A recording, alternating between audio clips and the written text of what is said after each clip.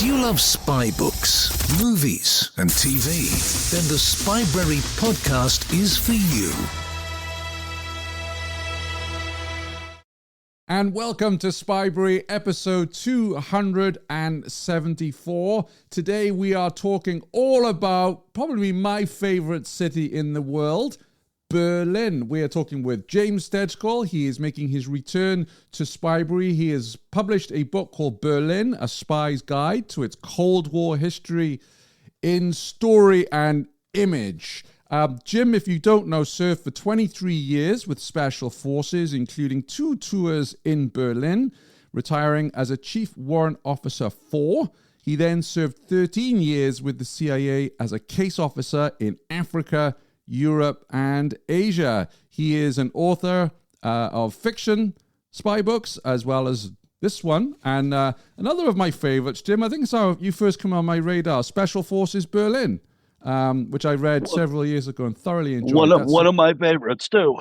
Yeah, it's all about the clandestine Cold War operations of the U.S. Army's elite 1956 to 1990, which is Spybrary approved and highly recommend. So, Jim, you write on the back of this book, The City of Spies. Many cities have laid claim to the title City of Spies.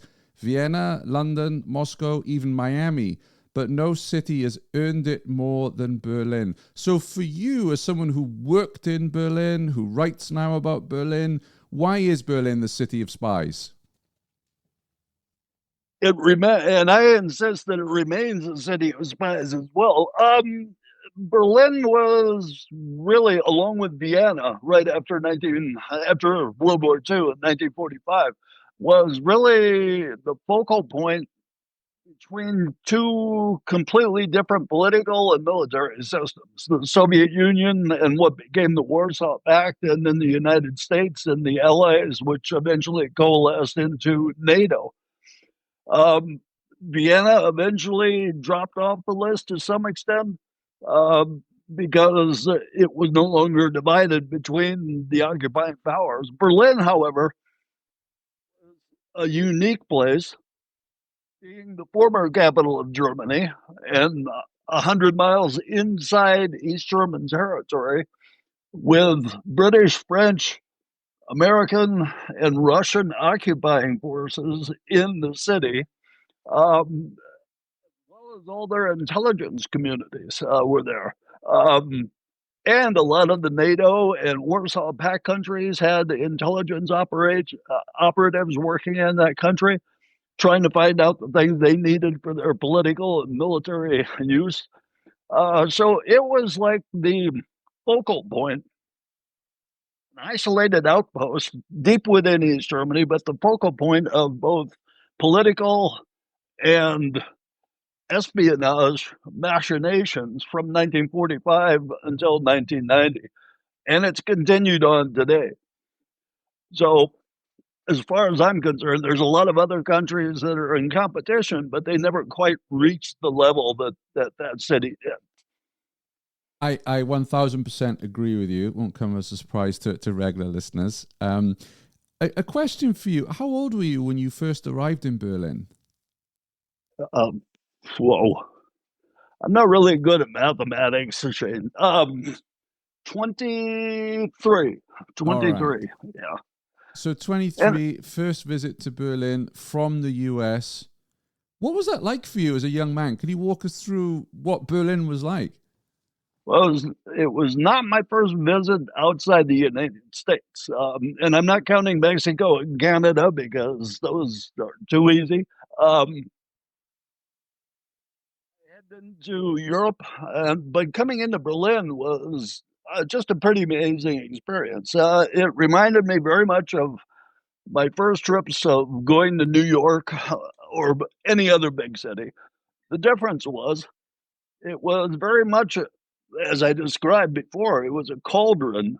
Almost at times we called it living in the zoo because we were surrounded by a fence, or potentially living inside the world's largest POW camp because we were so far inside communist territories.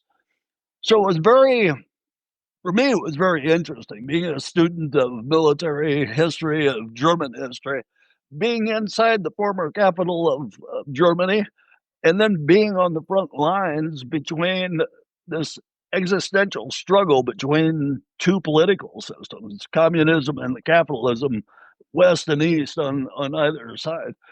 It was it was really sort of a heady time, Mm. going in that as a young man.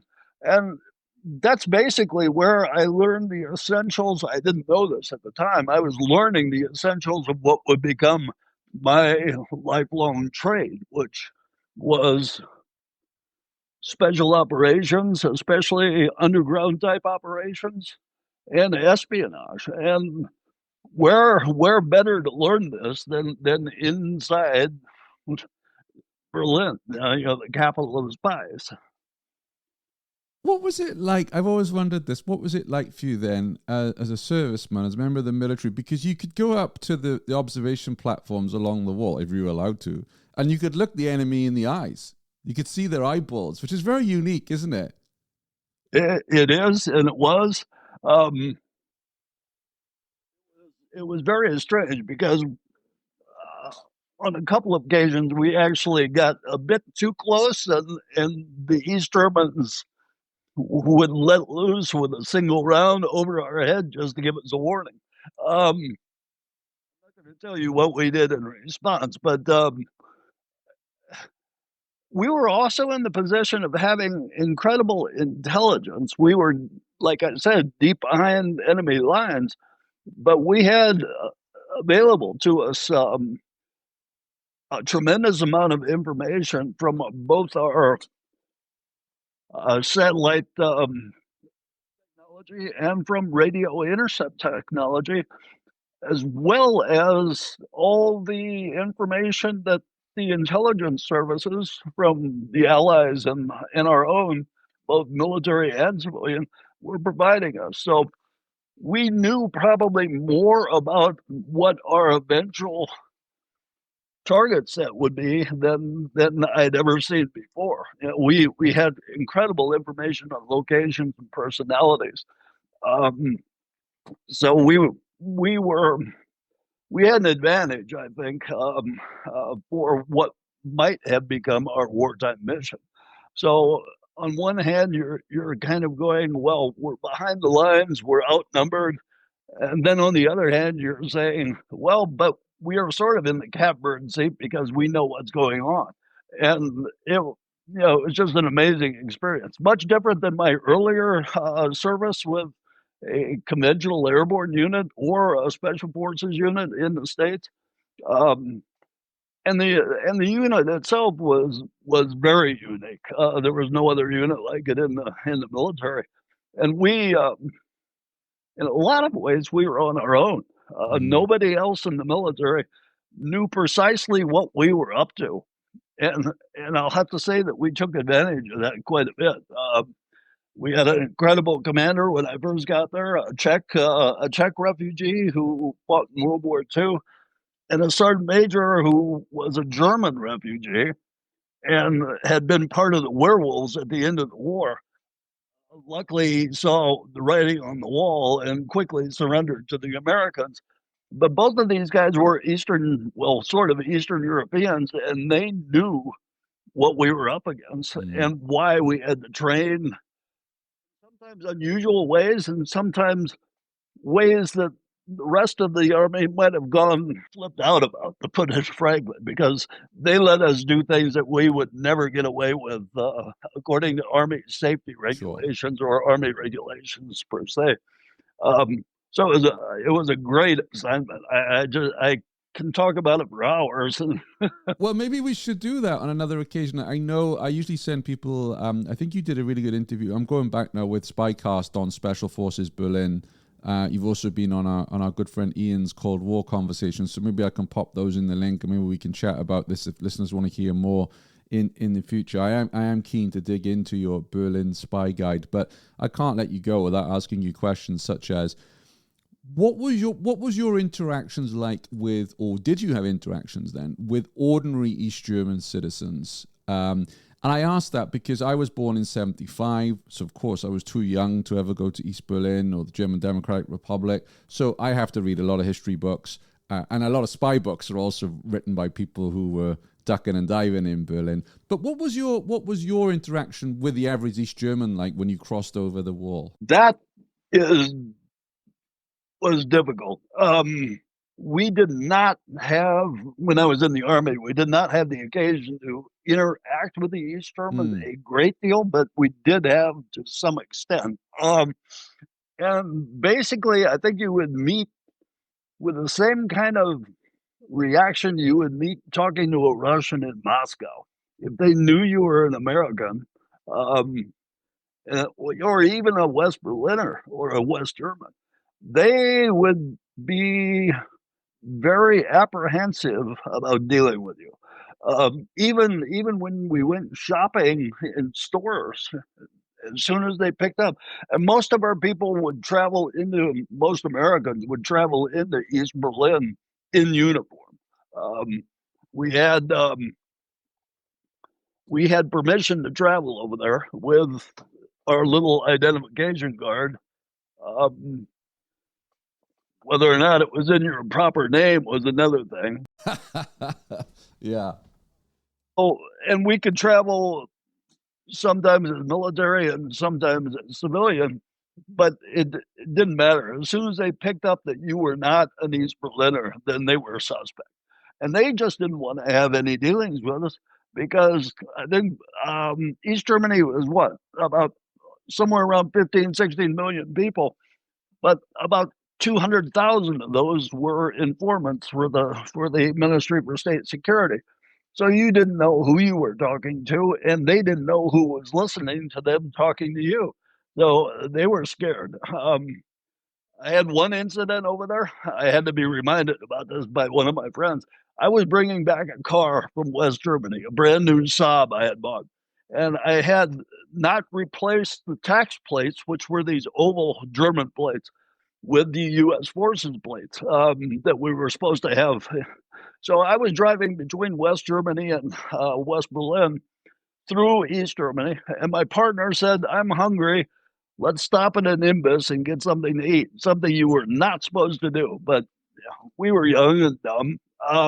So I stopped.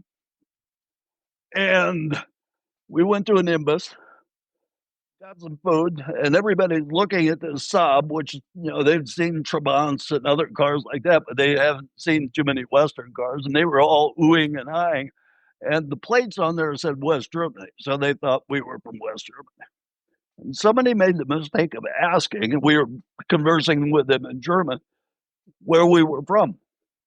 And we said the United States. And as soon as we said that, the place became deserted. Yeah. They just went. They had no desire to be caught talking to an American. Anyway, that sort of was my summary of what it could be like to talk to these people. We had one guy who was a German in our unit who spoke, flawless German, obviously. He went over there on a trip, and he was wearing a raincoat over his uniform. He sat down and had about a 2-hour talk with an East German about things that are going on. And finally, he said the German wanted to know where he was from specifically, and he said, "Oh, I'm from the United States." He was an American citizen now. And the East German wouldn't believe him. Until he opened up his raincoat, he was wearing his Class A uniform underneath. Which at that point, the same thing happened. The guy got up and said, "I'm leaving now." Yeah, I can imagine. Dangerous things. So and that was part of the difficulty for all intelligence operations in Eastern Europe. The CIA, MI6 or SIS, I should say, even the French. Well, the French had a French accent, so they were giveaways. It was very difficult to operate in those denied areas. The surveillance was so pervasive and so many informants, and difficult. Yeah, and I think this is what plays into the whole City of Spies, whether it's spy fiction or spy history. It's just, such a unique theater for those actions. For you, when you would cross over to the east in uniform, how did they treat you at the border? I never had an issue with the East Germans. A certain amount of, you could see it in their eyes. There was a certain amount of derision. They did not like Americans. This was also a period, 1970s, when the East Germans knew the American military was having issues because of Vietnam. So you could see that and feel that. But at the same time, I would run into Russians at the Alexanderplatz. And we would kind of have a 2-minute stare off and then actually get closer to each other. And there was a certain amount of soldier to soldier camaraderie there that would come across, not so much with the border guards. Civilian clothes, as soon as they saw that or figured out you're American, like I said, they would back off. But if they didn't know that, then they would treat you like just about any other stranger, I think. So with a certain amount of deference. When we were jumping on just before we jumped on the interview, James, being the spy that he is, noticed that I have a GDR-made set of binoculars here, and you were sharing that you have a pair as well, that you picked yours up in East Berlin. I suspect I bought mine on eBay or a flea market in Leipzig or something. But so Jim is showing us this. For those who are listening, Jim's showing us the binoculars. You can watch that on the YouTube channel. Probably the biggest reason for Americans or Brits or French to go to East Berlin was to go to the stores and buy things like check glassware. I was into optics. I had a East German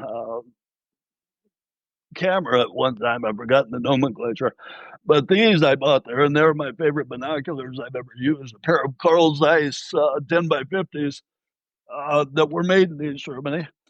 But due to the vagaries of the monetary market, I was able to purchase them for the grand sum of about $10. And I've had them ever since, taking them to Africa and every place else.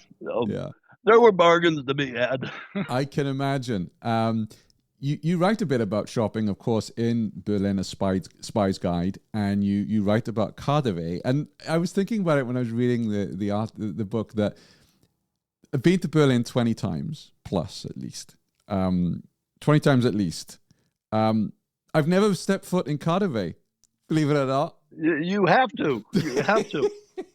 I mean, Cardaway, picture Harrods, but in German. Yes. It's a huge store. I generally never spend more than about 30 seconds on any of the 5 floors or 4 floors below the 5th floor. Because the 5th floor is the food hall. Yes. And the food hall is bigger than Harrods. And there's about 60 small restaurants within it. But you kind of walk around it in a circle, and you go from the canned goods to the bread section, which has about 200 different kinds of bread. You go into the meat section, and then they have a section that's for wild, for the game, venison and boar and pheasant and all that. You go into the fish section, it smells like a fish section, but it's huge. And then you got this magnificent cheese section, which smells like you're in the middle of Limburg. What else? Alcohol. But in terms and they've of got bars.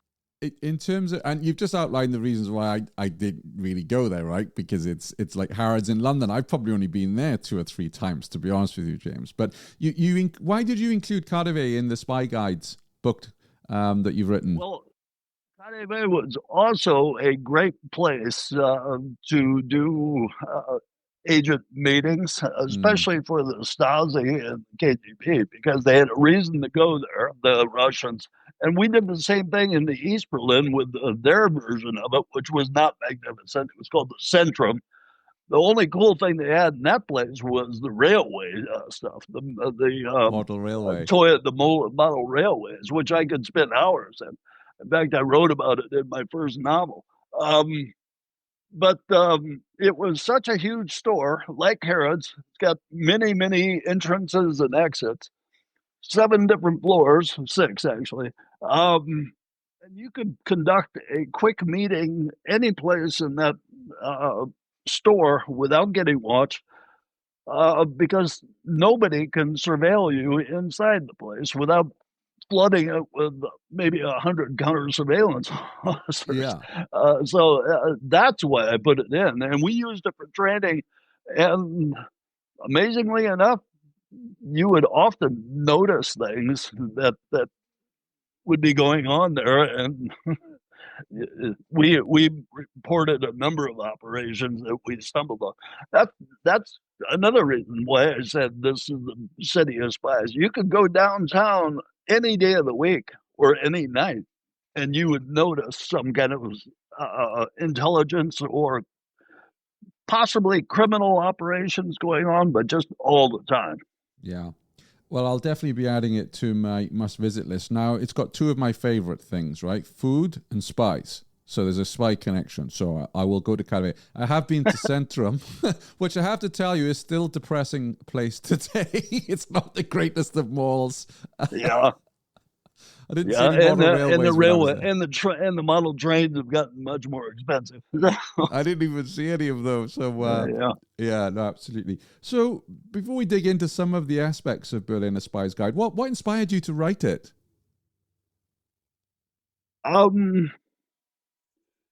Yeah, Berlin, like I said, that's where I learned my trade, and I left Berlin, of course, but the city never really left me. And it has been the foundation, the base for a lot of my writing, and it just keeps coming back.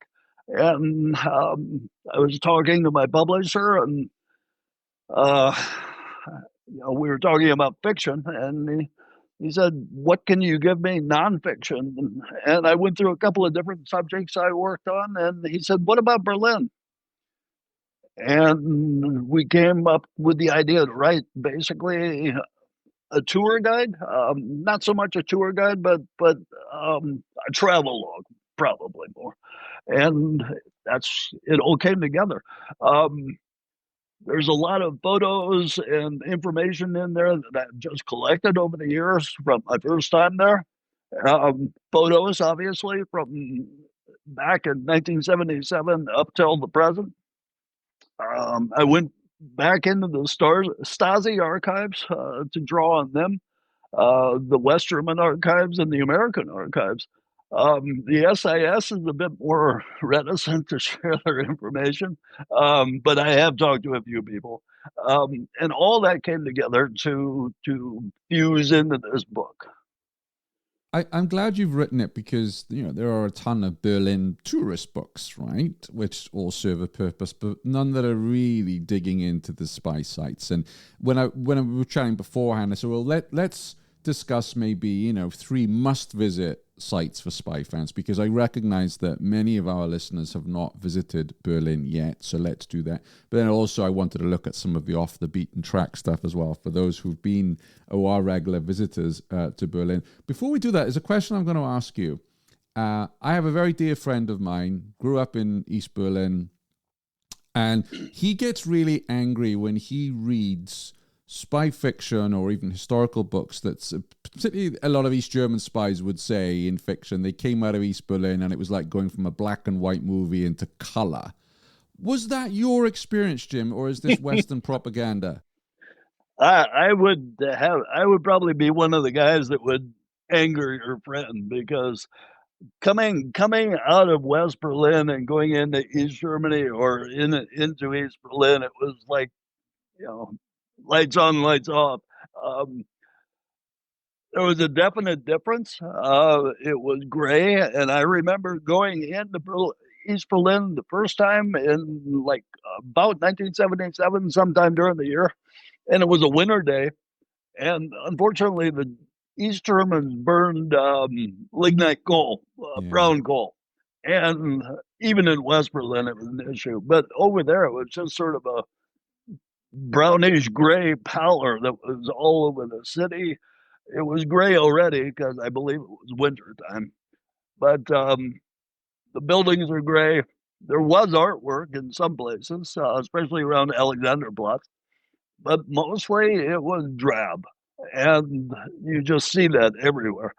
And there was still a lot of rubble from World War II, buildings that had been partially destroyed that were still standing. Some of those would later be knocked down completely. Others would be restored, but that would be 1990. So it was, as far as I'm concerned, a great place. Yeah. Yeah, no, I mean that kind of corroborates everything I've read, but just with you being there and you're not here on the altar of propaganda. You're sharing your real life experience with us. So who better to ask than your good self, James? Well, that's the third man, Orson Welles, and everything else. The fact that they shot it in black and white was perfect, and I associate that with my early times in Berlin very much. It's sort of in black and white. And in terms of the German language, could you already speak German before they sent you, or were you trained out there? I was trained to sort of a middle level on German. In fact, when I first went over there, everybody thought I was French because my teacher in the United States came from Alsace-Lorraine. Right. French was her first language, German or her second, but she spoke with a slight French accent, and I picked it up. It would take a while for me to get up to the proper level. Probably, I had, when I left Berlin, what in the military they call a 4.4, and there's a possibility of getting a 5.5, but that's very rare. So I was able to. Remember this well. I was able to speak and think in German without translating, and I had dreams in German. So I figured at that point, I knew I was doing pretty well. The second time up there, I eventually was rated as a 5.5, which is native level fluency. So I've lost a lot of it now because I don't get the chance to speak it. I still have to do a lot of reading. I don't get a chance to speak it.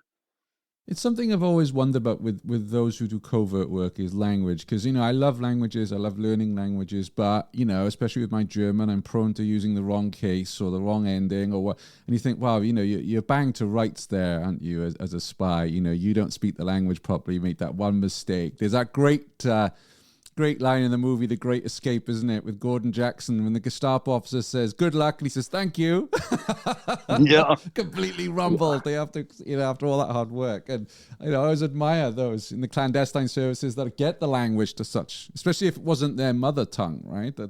Or the scene in Inglourious Bastards when they're in the bar in the basement and he's the SS officer is pointing them out by Mr. München, Mr. Cologne, Mr. I don't know where. Yeah. So he couldn't pin down the one language, or the one accent. Are you on the hunt for your next thrilling spy read? Look no further. Spybrary contributor and Sunday Times chief political commentator Tim Shipman has curated a list of his top 125 spy authors ranked. This list includes both classic and modern writers, making it the ultimate guide for any spy fan. Tim also recommends which book to try first from each author, and he shares his favourite book from each of them too, so you can dive right into the best of the best. Head over to spybrary.com/top125 to grab your free copy now. Don't miss out on the ultimate spy reading list. One of these days I have to tell you my joke about the difference between overt, covert, and clandestine, but generally, the only people that have to be totally fluent, assured of their language is a non-official cover person who is portraying themselves as a native of a country. Yes. Most intelligence officers do not have that skill, that level of language. Right. So if they're recruiting somebody or working with somebody, that asset generally knows where they're from. Now, they might portray themselves as being from another country. Like an American could say they're from South Africa or Australia or something like that, Canada. But so the criticality of language there is only for those guys that are non-official cover. So, Got it. Yeah. Anyway. But still, major respect to them because, it's very easy to slip up. Exactly. You still have to speak it well enough that you can get what you need and not upset them with some obscure nuance in the language that's going to set them off. I find it fascinating as a lifelong language learner because there's two listeners of the show whose names I won't reveal who served, and one was in the Soviet Union and one was in the Middle East, and they learned Arabic and Russian, but they were taught in the service. They didn't come, because I said, oh, did you study Russian at university? We're like, gosh, no, because they were being watched by the Soviets, so they would recruit people who didn't. I said, oh yeah, of course it makes sense, right? It's not like the old days. But anyway, let's not make this a Duolingo episode of Spybrary, although it would be fun to do it in German one day. So let's just look at 3 sites maybe. So if someone who hasn't been to Berlin before, loves spy fiction, loves espionage history, what would be the first place you recommend they must visit, James? Well, if they're really interested in spy history, I mean, beyond the usual, Checkpoint Charlie and things like that, my first visit would either be, well, this is going to be, no, it's not. My first visit is going to be the Stasi Museum. Mm-hmm.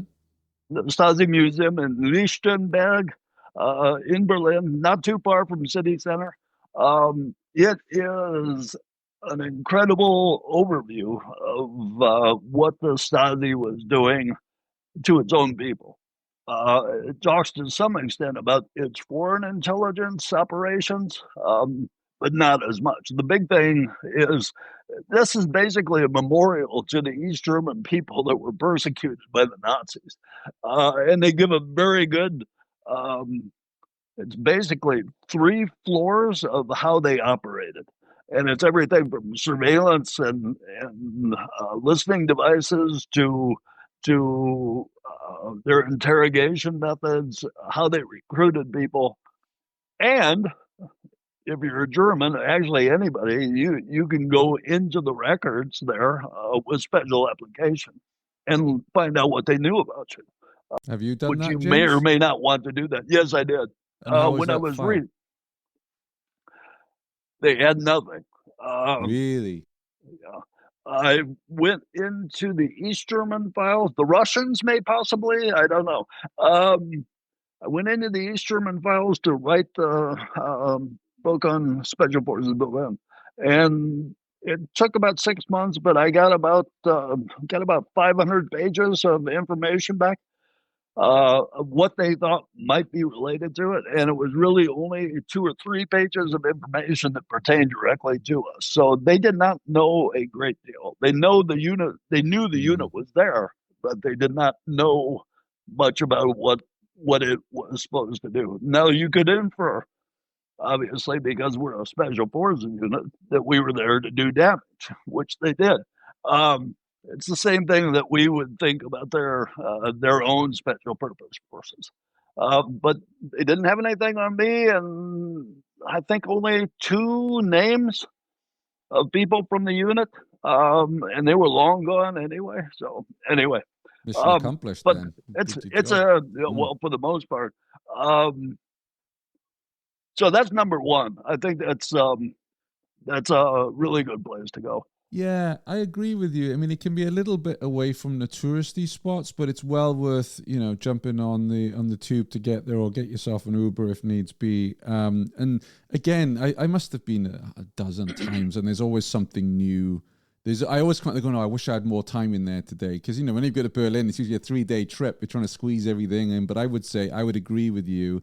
And also those offices have been used in, same as Owen-Schönhausen, which we may get onto, in quite a lot of TV shows, Deutschland 86 to 89 in particular.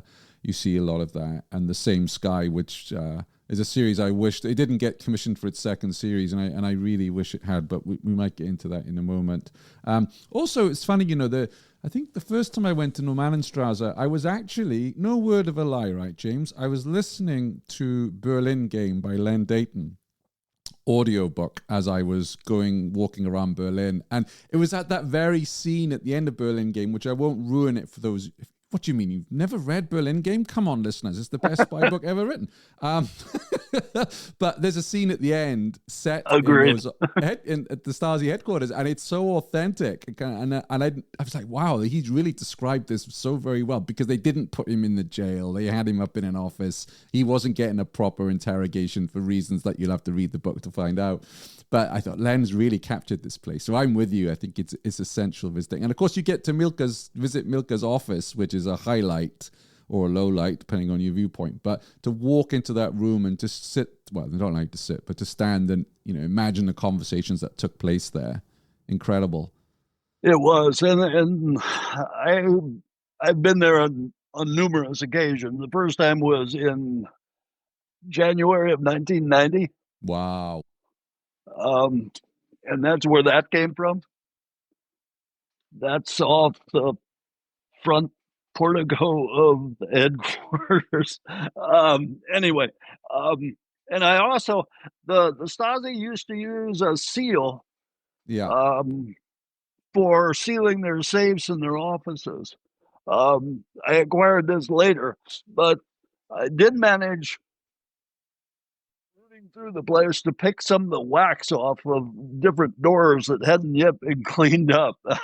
Wow. And I've kept that forever, along with a seal, so I can make my own. I can seal my own safe if I have to.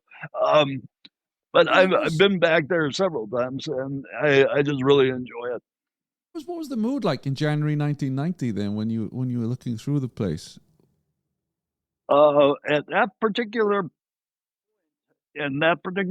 location, there was a combination of effervescence. The people were charged up about what was happening, but there was also a hell of a lot of hostility directed at the people who were still working in the place. And the people in the place were trying to destroy the files at the same time while not being overrun by the East Berliners. So it was hectic. Because I guess there was no one stopping them, right? It didn't suddenly become United Germany after the war. There was that period of time. It was a period of time. And they were overwhelmed in the headquarters because there were thousands of people. And nothing they could do about it. What they did try to do was just lock down some of the places. And the key place they did lock down, they managed to secure, and we did not get into it later, was HVA, which was the foreign intelligence. So, Marcus Wolfsfiefdom. Yes, indeed. An interesting personality there. I did get to meet him later. You did? At a book signing, in Berlin. I got his autograph. Wow. And was it just a quick chat? I know what these things are like. It was a quick chat, and I did not really, because I was still working at the time, I did not want to share my details with him, because I didn't know if he was a contractor or not. But he was signing books, and I chatted with him briefly. And, said I'm an American and I was stationed here, and he had some photos, and I have a signed photo from him. Wow. So, very envious of that. It's funny, just a wee bit of a tangent, but a friend of mine, his dad was in HVA and passed now, but he said, towards the end of his life, they'd be watching the news and some German politician would come up, and occasionally his dad would be like, "Should see the files we've got on her, boy." And like, and it was so funny to hear that from this, 80-odd-year-old Stasi guy. It was like, what they knew about everybody. So Normannenstrasse, definitely agree with you on that. Where would your second pick be, James? Well, if I'm a newcomer to Berlin and still interested in spies, I'm going to say the Brandenburg Gate. Not the gate specifically, although it's a very good place to meet and see, but the radius around it, because there's just so much there. You've got the Hotel Adlon, which figures in a number of books, although it's been radically rebuilt. Yes. And is radically expensive. Yes. But you've got the former headquarters of the SS or the Gestapo, which is called Topography of Terror, which is World War II, obviously. You've got the Russian, the French, the UK embassies, which have all been rebuilt there. And you've got the Checkpoint Charlie, of course, which has a museum, which needs updating badly. Right. But that is the focal point of all the tourism in Berlin, I think. And any one day you can probably see 20,000 people wandering around that area. But it's a necessary thing to get up to speed on the area, and so I recommend that. Yeah, because also on the other side, on the western side, you've got the spot where Gorbachev gave his famous speech. Tear down this wall. That happened there as well. And for the Adlon, one of the best books I've read about the Adlon was actually by Ian Fleming. He wrote a travel book called Thrilling Cities. And I think there were like a dozen or so cities, and he writes about the Adlon being in a really bad way in the early 50s, I think, when he was visiting, or maybe mid-50s, but around that period. It gives you a feel of what that post-World War II landscape looked like. It was mostly destroyed during World War II, Yes. and only a remnant was saved and turned into the hotel. But then it was purchased after the wall went down and completely rebuilt. Anyway, it's magnificent, but it's also expensive. Yes, very. Jason King, who you know from the show, he once took me for lunch there. A lovely schnitzel at the Adlon. I don't know if he paid for it. Or knowing him, we probably did a runner. He probably didn't pay, but I remember knowing that. Jason and his premier crew, he probably went up to the waiters and told them how wonderful it was and said, I'll be right back. I'm going to the bathroom. Absolutely. Absolutely. And that was actually part of a Bernard Sampson book tour we did very early on in Spybrary's history, where we pitched up in Berlin and visited some of the sites from the Dayton books, and Jason came along, and it was a great memory. It was a great thing that we did. In that area as well, we've mentioned Checkpoint Charlie, and I think both of us agree that it is a complete and utter tourist trap right now as it stands. But it is worth still, I say, visiting, particularly when you think of the standoff of the tanks there, the fact we were so close to a potential World War III. You've written about this in the Spy Guides. How many spy novels actually include Checkpoint Charlie? Obviously, Spy Coming from the Cold is one of the most famous. The Start of Berlin game, they're there. Charlie Muffin and Charlie M books. So there's so much. So I would say to spy fiction fans in particular, it is worth going. And something that I need to double check online, but I'm pretty sure it's still there. It was something called Time Ride, and I think it was just off Zimmerstrasse on the corner. And it was a VR, virtual reality tour of East Berlin. So you basically get in, there's an exhibition on the GDR, they put you into this bus. Now, bear in mind, this was pre-COVID that I went on this, so I hadn't done much with VR at the time, and AI wasn't a thing, not for us civilians at that point. But they put you in this bus, they give you these goggles, and you pick which person. So there's 3 different East Germans that you can take on their persona, and you can then travel through Charlie and into East Berlin. And I highly recommend it, because first I thought this is going to be a bit Disney-fied, it's going to be a bit touristy, but it wasn't. It was actually really well done. And I was so new to VR technology, James, that I actually tried to take a picture of the old Palast with my iPhone, forgetting I had the goggles on. And they have one in Munich as well, Time Ride. I've actually seen that. I did not have time to check it out, but that sounds like a very good idea. I think they did a good job on it. Yeah. There was also 1 or 2 movies that have included it in the filming, including one of the 007 movies with Octopussy. Yes, Roger Moore and Roger Moore. And in my book, there is a Stasi surveillance photo of the actor who was playing M. Robert Brown, I believe, in that one. Yes. Yeah, and he's standing outside the BMW limousine that they're using in the movie, and it was taken from one of the Stasi towers. And I managed to dig that up in the Stasi archive. So I love the inclusion of that. Slightly disappointed they didn't get Sir Roger, but he was obviously he didn't get out. He them. did not get out of the car apparently. So anyway, he was straight off to the Adlon with Jason King, I'm sure. Yeah. Having something. There you One go. of my acquisitions over the year. I got the omnibus edition. I had the paperbacks before, but they fell apart. And one of the things I really like about the omnibus edition is they have this inside the front cover, Yes. which is a map of all the sites, most all the sites For those who that aren't Dayton describes. for those who aren't watching on YouTube and are listening, James is showing us a copy of Game, Set, and Match, Len Dayton Omnibus, which has a map of Berlin in the open cover. I agree, it's a good addition, that one. You can go out and see his office at Olympia Stadium, but there's nothing to look at other than a big old building. It was in what was called the London block at Olympia Stadium, and right there on the third floor, you can see on the front side is where the SIS headquarters was. Absolutely. That's not one of my recommendations, because my last recommendation for the 3 places to visit is Glenica Bruca, Yes. the so-called Bridge of Spies. And there's not a great deal to see there other than the bridge. I recommend going there early morning or late in the evening when the lights are on, or when you can see the transition. It's just a neat place to go. It's also fairly close to Frederick the Great's palace in Potsdam, Sanssouci. But being able to walk across the bridge and come back without being arrested is really neat.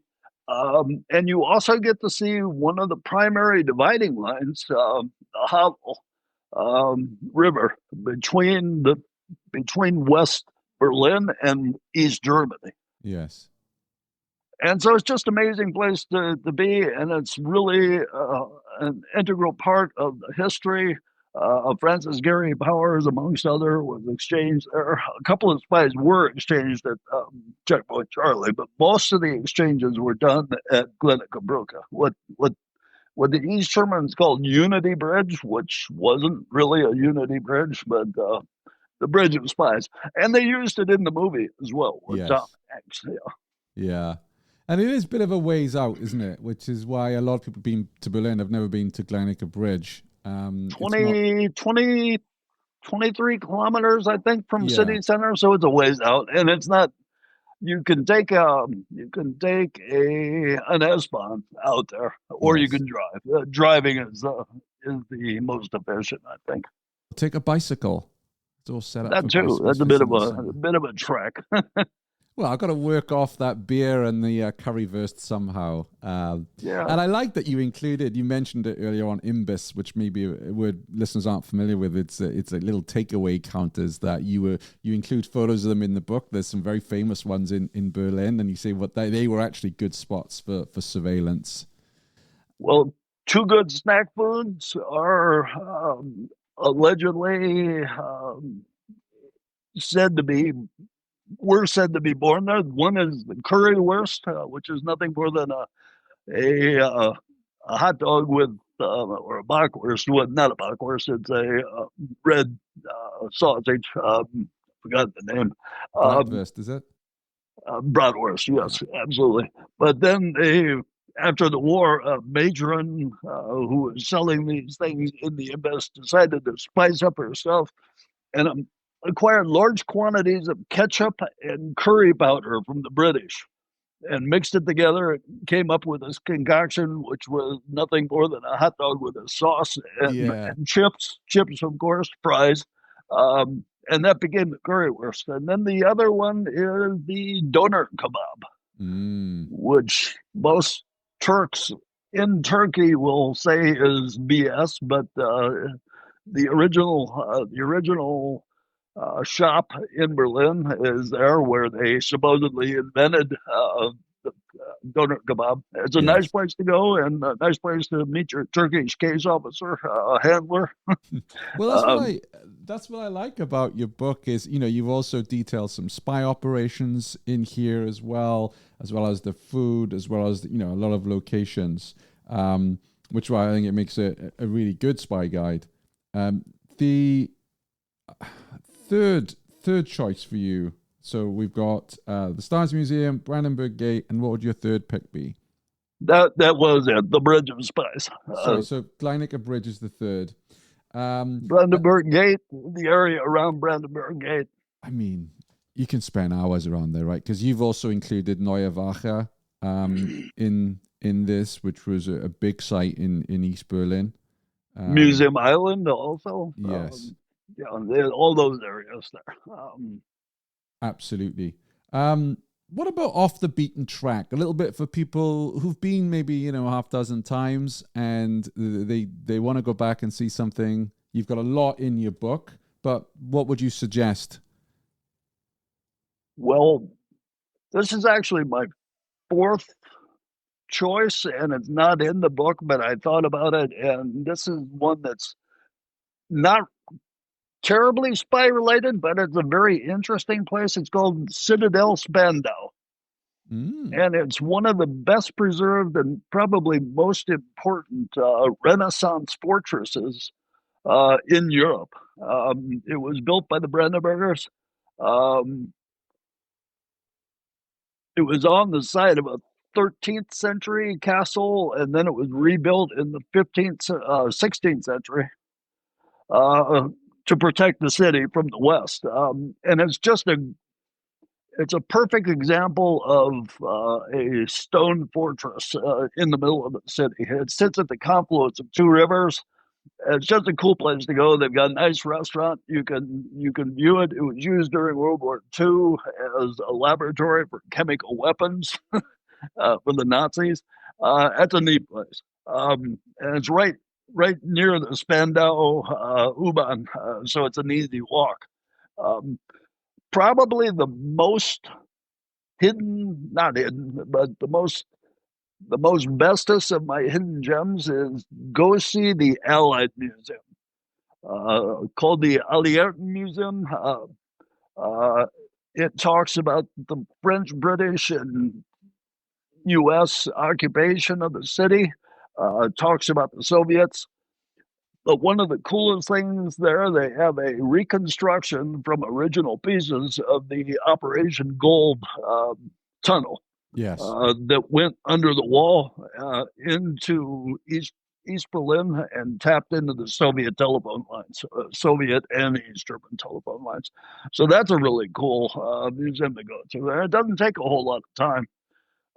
It's also right near the old U.S. headquarters, which was a Luftwaffe headquarters there, and the first McDonald's that was ever built in Berlin. Wow, there. We got to go just for that. That's amazing, yeah. I haven't been to the Allied Museum. Like I was saying, the thing I love about Berlin is that, like I say, I've been at least 20 times, and there are still things on my bucket list that I've yet to cross out and visit, which is great. Right. It's well worth it. They're in the process of moving from where they're at, which is on Clay Alley. I put all the addresses in the book, at least the ones I could get of these places. But they're moving from that location to Tempelhof. Really? Okay. Which is also where they have one of the candy bombers from the Berlin airlift. So that'll be interesting. I've been meaning to get over to Tempelhof. They have quite a few tours there as well, and those who watched the movie, is it Counterpart? Yes. Yes, which was kind of sci-fi with a bit of spy. I quite enjoyed it, but they used Tempelhof a lot as the headquarters of the government or whatever, and it's just very, very different design. It's a different design. It's one of the largest buildings in the world. It's just an amazing place. It has several underground levels, I think 5, which you can't get into. But the airfield itself, they were going to turn it into a big housing area because it's a very large green spot in the middle of the city. But protesters kept that from happening. So now what they have is a big, huge open park, which is actually nice. So it's a good thing that they preserved it. So. It is, but also, as we know, with a lot of cities, homelessness is an issue. Berlin is becoming quite a big tech city now. They're trying to attract talent into Berlin. So I can kind of see why they want to build more houses as well. And I think they're going to have to go out rather than in. So I think you're right. I would add, so one of the places I visited, and again, it's a little off the beaten track, but I spent a number of hours there, was the cemetery out in Friedrichsfelde. which is where you have, Wilhelm Pieck's grave, Marcus Wolf's grave, Konrad Wolf's grave. They're all there. All the Illuminati of the GDR regime are all there. And you'll see a lot of pictures of Honecker and others giving speeches there every year. And I took a trip out there. It's a little again, away from the touristy spots, but I thoroughly enjoyed. I remember walking through it one early morning and getting weird looks from older ladies who were putting down flowers, maybe for grandparents or parents. I didn't hang around to ask, but you could see they were like, why is this guy here? And I was just mooching about, trying to see who I recognized. They reckon Milka's buried there too, but in a unmarked grave. Understandable. I had debated on putting that into the book, but I decided it was a bit too macabre. Not the most the only other site that I mentioned that's sort of in that vein is Hohenschönhausen prison, which is very depressing. It's an interesting site, but it can be very depressing. And all the people that work there are ex-prisoners. Yeah, that's the thing. I would agree with you, James. I went a couple of years ago, and it was interesting. I recorded, at that point, I was producing a podcast called Radio GDR, all about East German history. And I'd visited and had the tour. And as you say, the guide is actually a former prisoner. And I remember walking out of there and just so upset and angry and thought, I don't ever want anyone to look at what I'm doing with Radio GDR and say, you're just, glamorizing a totalitarian regime. I certainly wasn't. I almost killed the podcast on the spot because I thought I never want that allegation. Then I feel like, no, these are important stories. They're like your work as well, James. It's important to share this because, never again, although I think in the current world... If you forget it, you tend to repeat it. And some people that don't forget also. But yeah. And again, in a lot of TV and movies, Hohenschönhausen was used as well. So you see the yards and the special, trucks that they would use to bring. And, when you read that they would bundle somebody in a truck, say in East Berlin, drive around for 4 hours. So, the poor prisoner thinks that, they're going to Dresden or somewhere, and actually they've just gone 10 minutes up the road. Everything was psychological torture with them, wasn't it? Well, not everything, but a lot of it was psychological. Well, they did that to people's lives without even arresting them. What they called Zersetzung, basically disassemble. They just tore people apart. It's much like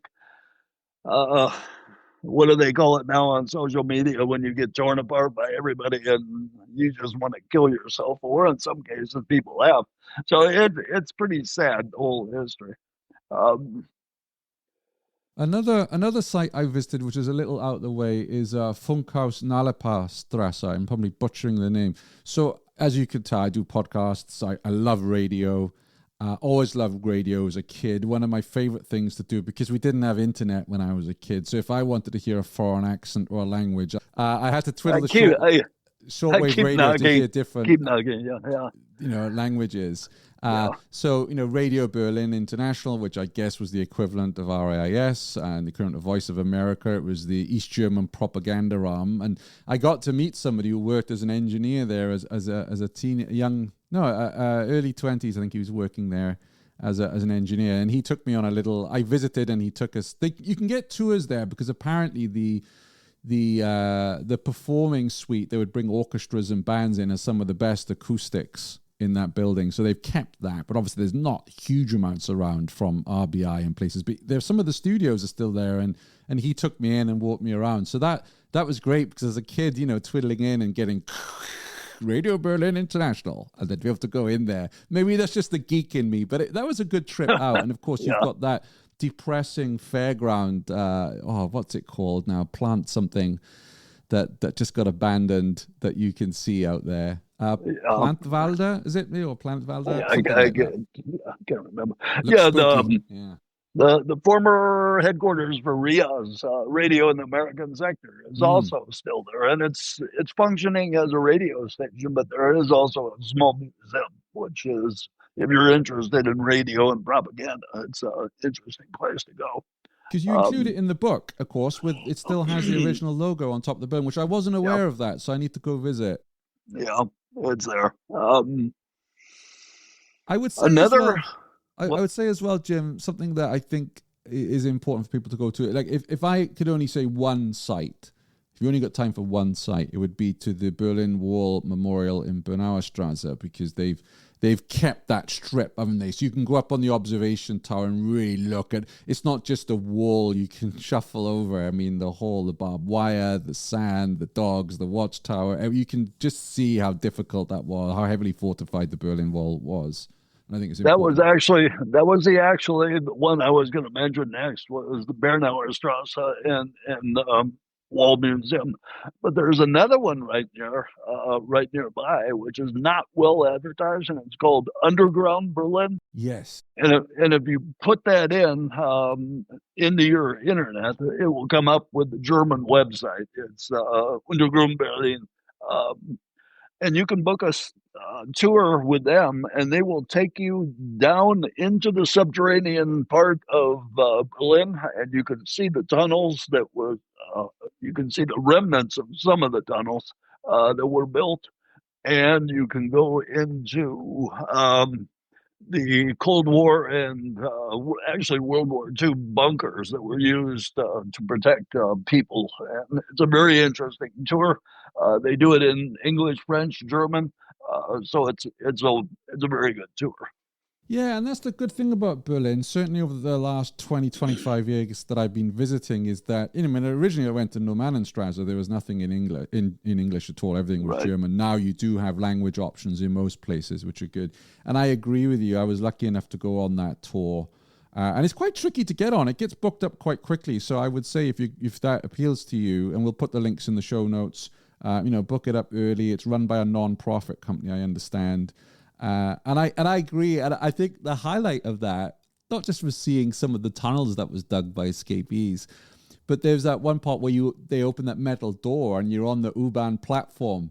I felt very James Bond. I thought, for the first time in my life, I feel like a spy coming through this door, and I'm sure they're all over cities like London, because that was a question I had for you as well, with the wall being so unique as a challenge. I mean, how did the Stasi get people in and out? How did the West get people in and out, other than through, Charlie and the Palace of Tears? Were there other places? I've read about doors being built, certainly by the Stasi, to get their people in and out.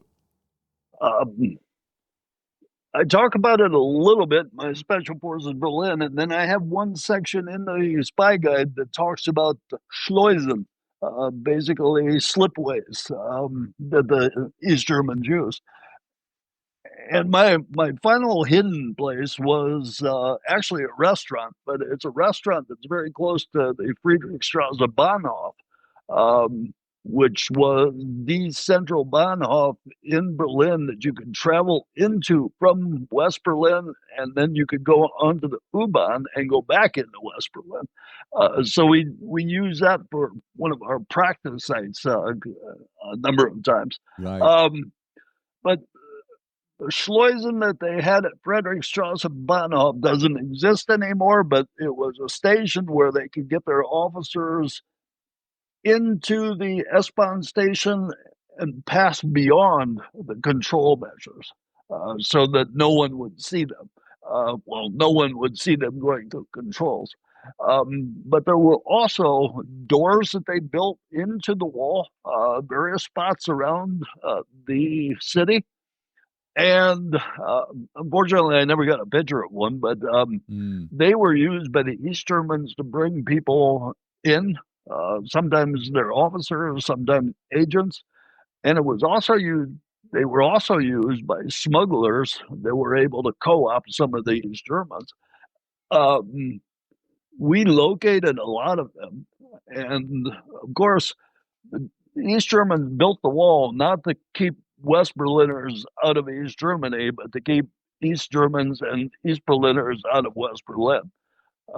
So the design was looking back into their own country, not so much looking into the West, which was a small weakness and an advantage for us because we were looking at going in both directions. So some of those figured into our plans. Waterways figured into our plans because they could not throw a curtain in the water. and the subways to some extent, but those became closed off more and more as technology was put in place that could monitor those areas. So there were weaknesses in the wall, but every year it got better and better. Yeah. We don't have time to go into it today, but you also write about things going bad. So I wasn't aware of the Karl-Heinz Kurras story. This the West Berlin police officer you write about. Yeah. Yeah, he was a gun nut for one thing, and then he was also, I think, probably psychologically more oriented towards the right wing than anything, and saw communism basically, or the communist government, as a better system for what he envisioned the world. And he became a informant for the Stasi and was providing them a lot of information. He went really badly off the reservation, to make it short, to make this a short presentation, but he ended up shooting a demonstrator during a protest in West Berlin, which was well outside what the East Germans wanted him to do, but was very actually beneficial to the East Germans, because it showed the West German government as being repressive, and the East Germans were very much into trying to do that. The Stasi was also very supportive of terrorist movements that were working in Western Europe, and I talk about that to a great extent. They actually had a section within Stasi that was charged with training and assisting terrorists. Among those was, of course, Carlos the Jackal, and the Libyan bombers who blew up the disco inside West Berlin. So there are a lot of interesting stories about the East German terrorists. Yeah, and I'm glad that you mixed these in as well into the Spy Guide. And just going back to this guy, I think what's interesting, particularly for those of us who enjoy spy fiction, and I always say that spy fact can be stranger than spy fiction, is he was recruited, Karl-Heinz Kurras, whose code name was Otto Bohl, and he was recruited into West German police when I believe he was a regular West Berlin police officer. But in time, he kept getting transferred to the criminal Polizei, and then also to a department within Kripo that was responsible for protecting the police against infiltration attempts from East Germany. This sensitive area of the West Berlin police had been a top target for the Stasi, and now Kurras was inside. So they played the patient game, the waiting game. They had no idea that was going to happen to him, right? It just kind of was fortuitous that he would make it to that division. They encouraged him to make the proper training moves and everything else. Yeah, that was one of the big things. We worked, we knew, and would have probably worked with a lot of West German police officers had war come, because they were essentially the protection for the city. There was no West German military in Berlin. But that was one of their prime worries, was getting their people recruited by the East Germans, and it was a problem. And Kurras was probably the most egregious example. There were a number of others that were not caught or located until long after the wall went down and the records came out. So, and then you also included the story of another U.S. Soldier who the Stasi, they weren't just listening in on politicians in the military. They were listening to as many conversations as they could. And they'd overheard a conversation I think he'd had with his bank about financial worries. So they approached him saying, we can give you money, help us out. This is a very abridged version. But he went back to the military and said, I've had an approach. Whereas in most spy fiction, the person takes the money and then the story falls. So it was kind of nice to read that. Here's a soldier who's done the right thing. He's gone straight to his bosses and said, hey, I just got this approach. And then they played him like a fish the Stasi, and you have to read Jim's book to see how that one ends up. But I really like that you included these stories along with the sites, because that's what makes a true travel experience. It's not just here's a landmark. It's like what happened. Like I talked about Cardiff. I see Cardiff with a different light now. I will go in there and imagine some of the shenanigans that went on. So I appreciate you including that in your Berlin Spy Guide. I'd like to finish, if I may.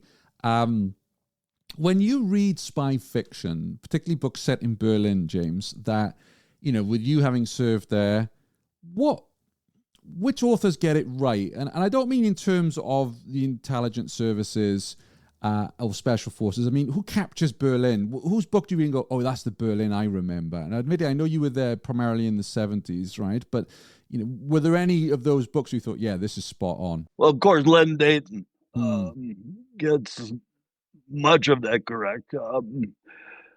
Gary did not handle Berlin much, except for the spy who came in for the cold, but he handles it pretty well, but it's kind of obscurely. I think Dayton is the best. Paul Vittich has had a couple of stories in Berlin, and those get pretty well. Joseph Cannon, Yes. I quote as one of the best.